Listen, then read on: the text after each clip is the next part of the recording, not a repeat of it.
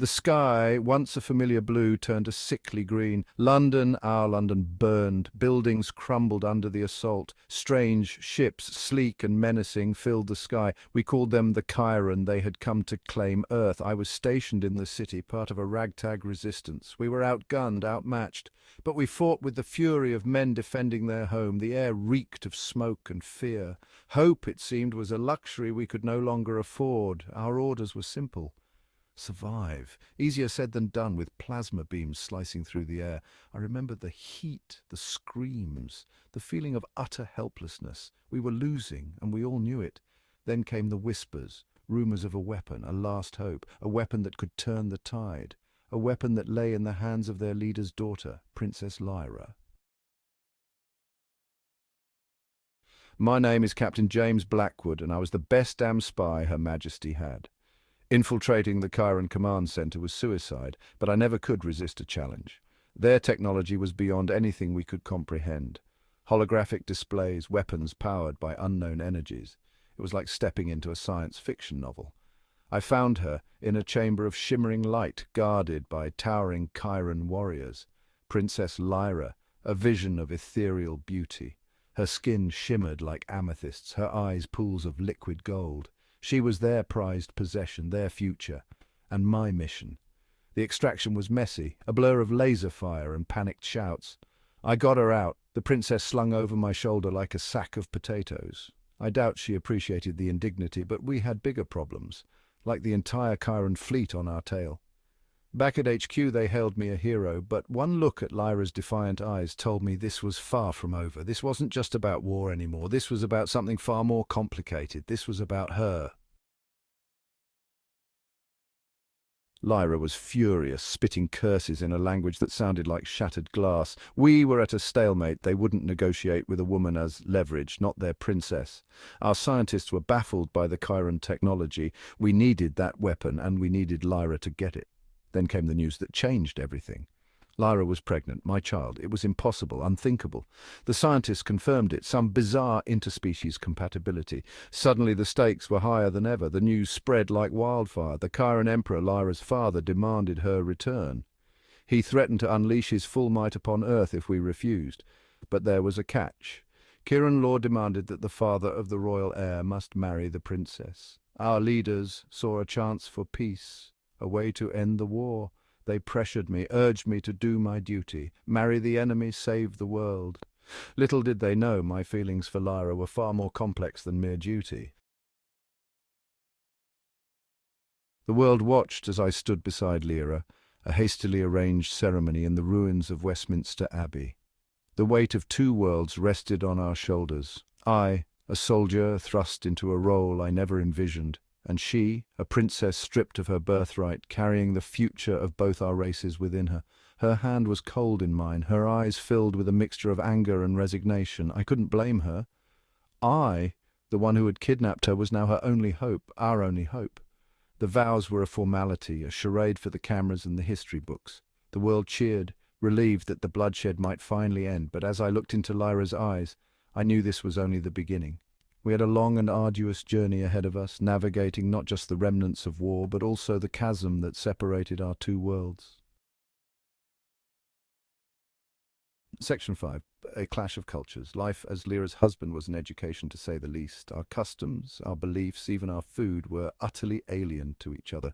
She found our reliance on emotions baffling, our history barbaric.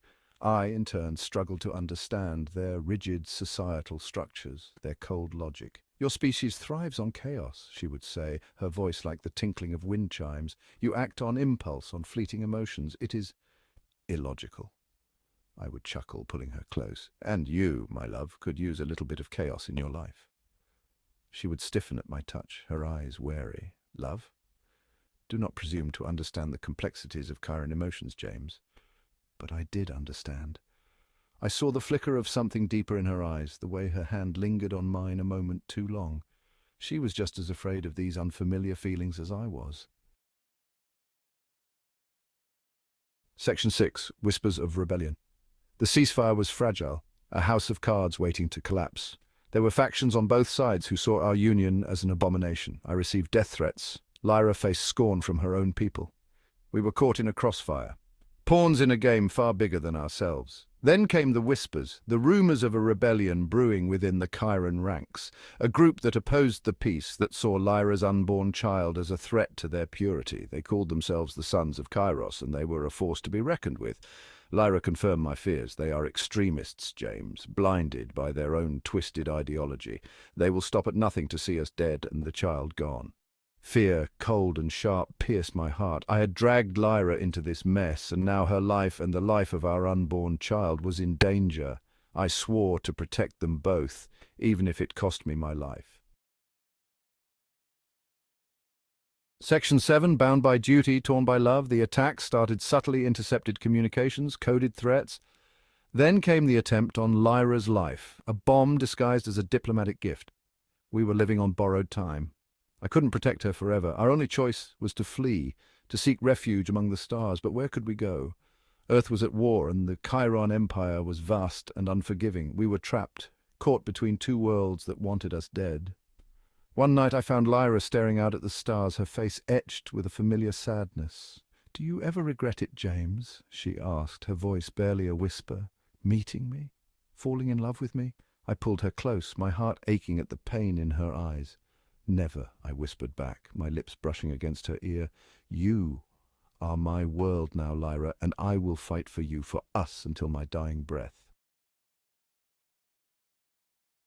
Section 8, Escape from New London. We escaped under the cover of darkness, aided by a handful of loyal allies. Our destination, a hidden Chiron research facility on the far side of the moon, a place where Lyra believed we could find the weapon, the one thing that could guarantee our safety and bring lasting peace. The journey was fraught with danger. The Sons of Kairos were relentless, their pursuit unwavering. We fought our way through asteroid fields, outran Chiron patrols, and faced down creatures that haunted the darkest corners of space. Through it all, Lyra was my rock, her strength unwavering.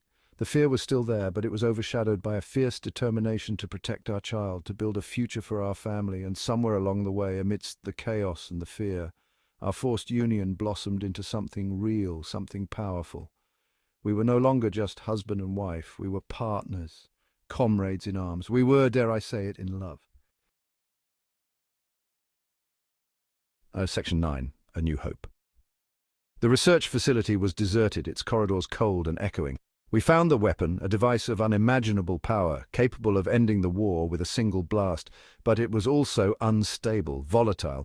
One wrong move, and it could obliterate us all. Lyra, with her advanced knowledge of Chiron technology, found a way to modify it, to turn its destructive power into something life-giving.